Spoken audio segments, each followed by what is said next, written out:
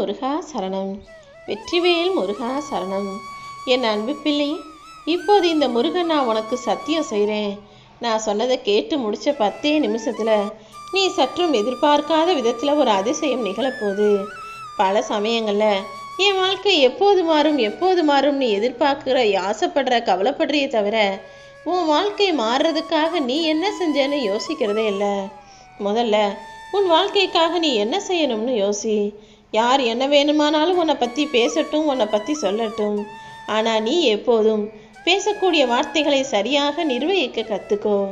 பேச்சு நிர்வாகம்தான் வாழ்க்கைக்கான நிர்வாகம்.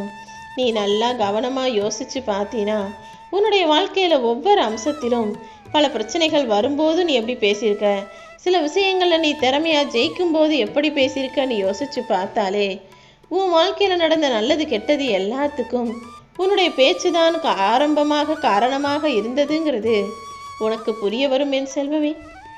உன் வாழ்க்கையில் நீ எடுக்க வேண்டிய முடிவுகளையும் நீ செய்ய வேண்டிய செயல்களையும் சரியாக செய்யலைனா உன்னால் எதையுமே சாதிக்க முடியாதுன்னு புரிஞ்சுக்கோ.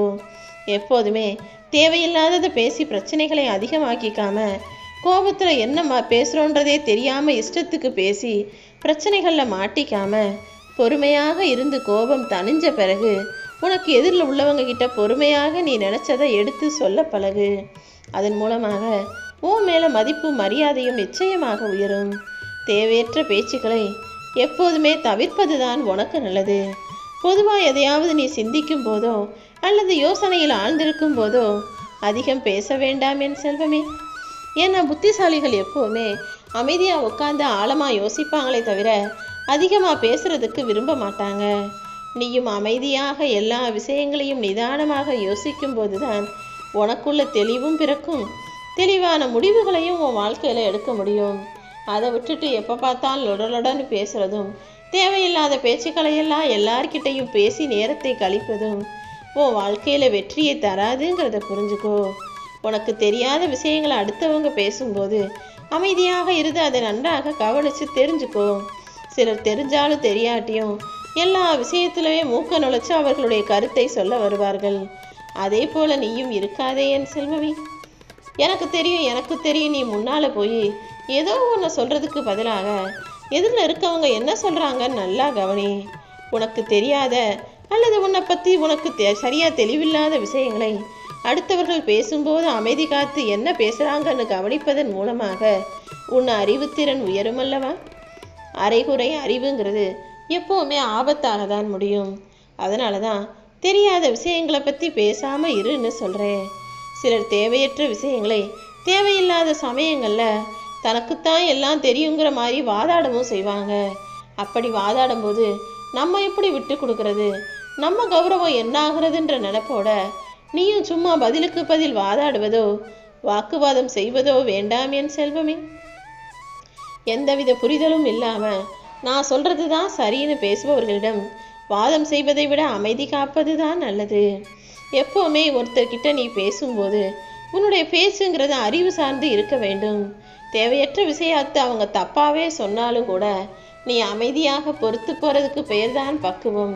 அதை விட்டுட்டு நீங்கள் சொன்னது தப்புன்னு அடித்து பேசுகிறதும் வாதம் செய்வதும் வீணான செயல்கிறத புரிஞ்சுக்கோ. அதிகமாக பேசுகிறத விட அடுத்தவங்க பேசுகிறத அதிகமாக கவனிக்க பழகு. அதன் மூலமாக உன்னுடைய கேட்கும் திறனையும் உன்னுடைய புத்திசாலித்தனத்தையும் மேம்படுத்த முடியும். தினமும் கொஞ்ச நேரமாவது பேசாமல் மௌனமாக இருக்க கற்றுக்கோ.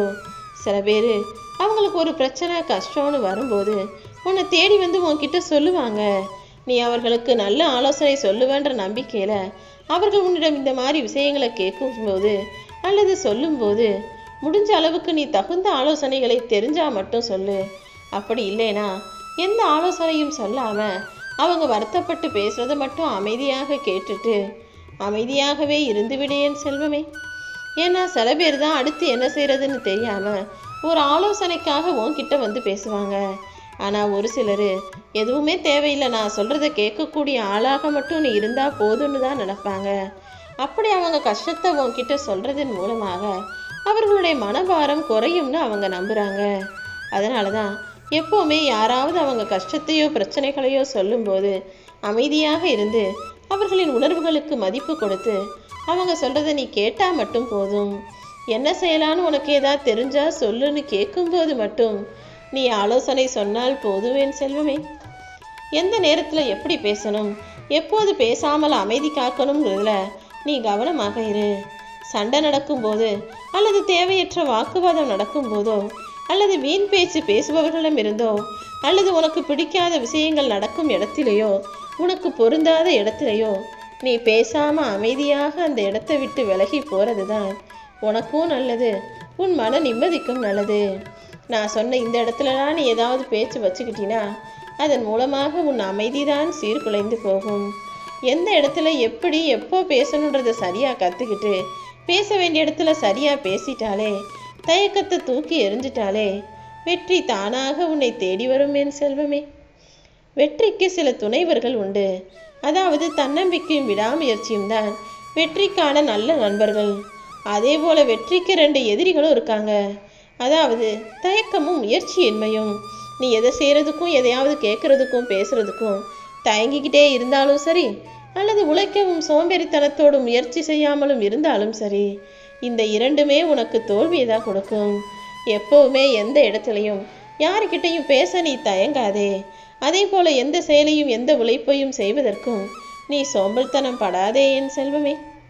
துணிச்சலை உன்னுடைய தோழனாக நீ வச்சுக்கிட்டினா தயக்கங்கிற அந்த எதிரியை விரட்டி அடிச்சு தன்னம்பிக்கையை உன்னால வளர்க்க முடியும்.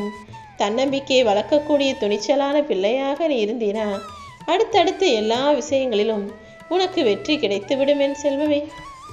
ஒரு நல்ல எழுத்தாளர் ஆகணும்னா எழுதி தானே பழகணும். பேச்சாளர் ஆகணும்னா நிறைய விஷயங்களை தெரிஞ்சுக்கிட்டு பேசி பேசி பழகணும். அதே போல நீ எந்த காரியத்தில் இறங்கினாலும் சரி, எந்த விஷயத்தை செய்யணும்னு நினச்சாலும் சரி, ஜெயிக்கணும்னு நினச்சாலும் சரி, அந்த வெற்றியை நோக்கி செயல்பட்டுக்கிட்டே இருக்கணும். சும்மா உக்காந்தா வெற்றி தானாக கிடைச்சிடாது என் செல்வமே. அதனால தான் முதல் வேலையா நீ தயக்கத்தை விட்டுட்டு நேர்மறை எண்ணங்களோட எல்லாத்தையும் எதிர்கொள்ள தயாராகன்னு சொன்னேன். என்னால் முடியுன்ற அந்த எண்ணம் தான் உனக்குள்ள நம்பிக்கை கொடுக்கும்.